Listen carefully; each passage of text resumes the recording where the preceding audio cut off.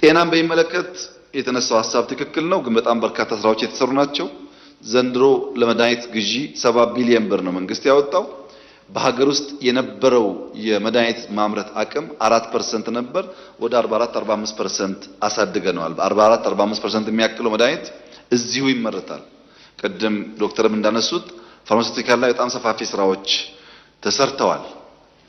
ይሰራል ለተባለው ማለት ነው፣ አሃሪን ጨምሮ። የአሃሪ ላብ የመጀመሪያው ነው። ዋና ዓላማው ቫክሲን ስንሰራ አቅም የመቆጣጠርም የመደገፍ አቅም እንዲፈጠር ታስቦ የተሰራ ስራ ነው። የሕክምና መሳሪያዎች ከ60 ቢሊዮን በላይ ነው ያወጣነው። ብዙ መሳሪያዎች እያስገባን ያለ ነው። ኢትዮጵያ ትልቅ ሀገር ናት። በሁለት እና ሶስት ሆስፒታል ስራ የኢትዮጵያን ፍላጎት ማሟላት አይቻልም። አዲስ አበባ ውስጥ ባለፉት ጥቂት ወራት ብዙ አስመርቀናል። በሚቀጥለው 2-3 ወርም እንደዚሁ የሚመረቁ አሉ። ጳውሎስን ብቻ ብትወስዱ የድሮ ጳውሎስ ተጨማሪ 1000 አልጋ ተጨምሮ በጣም ትልቅ ሆኖ ተገንብቷል። ግን በቂ አይደለም። አሁንም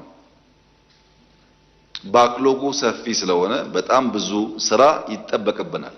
ያም ሆኖ ግን ፋርማሲውቲካል ላይ ሆስፒታል ላይ በነበረው ግንባታ በመቆጣጠር አቅማችን ምክንያት የዓለም የመድኃኒት ቁጥጥር ኤጀንሲ ኢትዮጵያን ማቹሪቲ ሌቭል 3 ብሏታል። ጥቂት አፍሪካ ሀገራት ያሉበት ካታጎሪ ነው። ትልቁ ማቹሪቲ ሌቭል 4 ነው።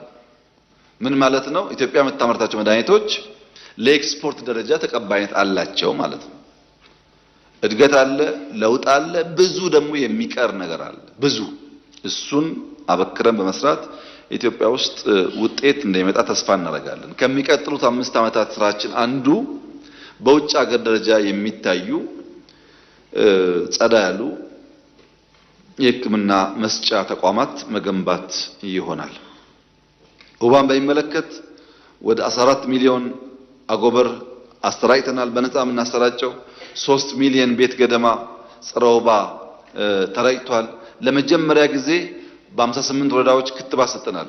አዲስ ነው። ከዚህ ቀደም ክትባት አልነበረም ለወባ። ሙከራዎች እየተደረጉ እንዳሉ ለመግለጽ ነው። ያም ሆኖ በትምህርትም በጤናም አጠቃላይ በማህበራዊ ዘርፍ ጅማሮቻችን በአጭር ጊዜ ውስጥ ውጤት የሚያሳዩ ስላልሆኑ አበክረን መስራትና ውጤታማ ማድረግ ይጠበቅብናል።